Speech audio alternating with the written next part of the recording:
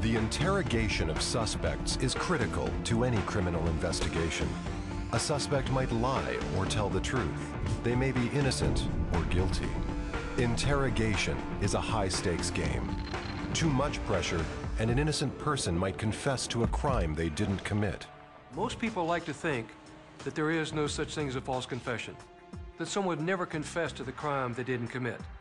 They themselves believe that they never could be forced to confess to something they didn't really do. Yet evidence shows, under the right conditions, people will make false confessions. In January 1988, a 12-year-old girl, Stephanie Crow, was killed in her own bedroom in the middle of the night. Her brother, Michael Crow, was interrogated by the police. They believed he had killed his sister. You just start talking. He was interrogated and eventually admitted to the crime. It's like I have this overwhelming feeling that I killed her, but okay, let's hear.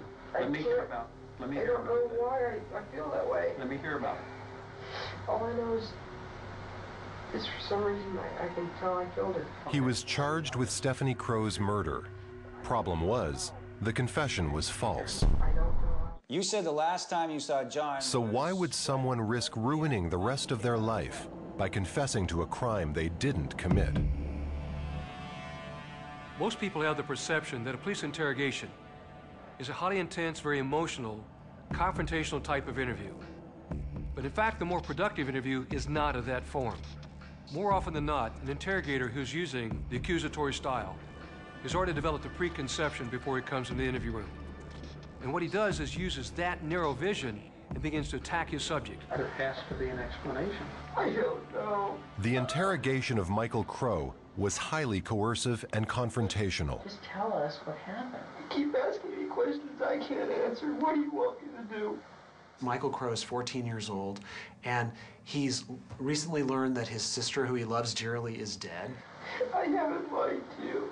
He's told them repeatedly he didn't do this. They keep accusing him. They've been in this room with him for many hours. The detective tells Crow he has a choice of two paths. If he doesn't confess, he'll be punished in an adult prison. If he does confess, he will get help. This is a lie. There's two paths to travel. There's the path of punishment, or there's the path that says, hey, I'm sorry for what I did. There's the path toward rehabilitation. If he makes the confession they're looking for, that he killed his sister. We need to go down a path where we're going to help you work this problem out. And his repentance will mean that he's not criminally charged or punished. If he doesn't, then he will go to a hardcore juvenile prison. This two paths lie is an attempt to force Crow into confessing to the murder of his sister. Lies used in this highly coercive manner increase the risk of a suspect making a false confession. Another common tactic used in coercive interrogations is a sustained attack on a suspect's memory. I don't remember what I did. I'm trying to tell you. You say I did it. He's trying to tell them he has no memory, but they've beaten him down. He's crying. They're accusing him of selective memory. I don't know. And they're just coming back at him relentlessly. I can't remember means I can't remember.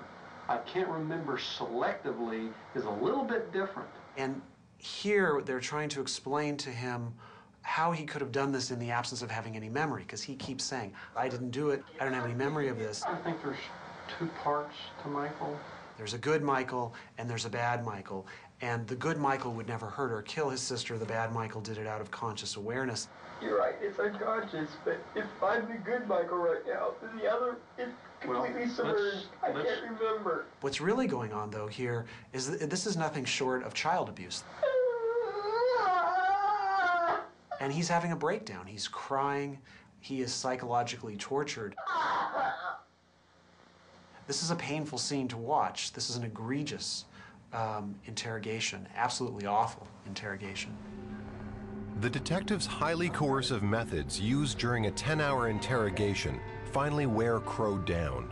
He confesses to a crime he didn't commit. Got a knife. Went to a room. Then I stabbed him. Fortunately for Michael Crow, evidence was found that exonerated him for the murder of his sister.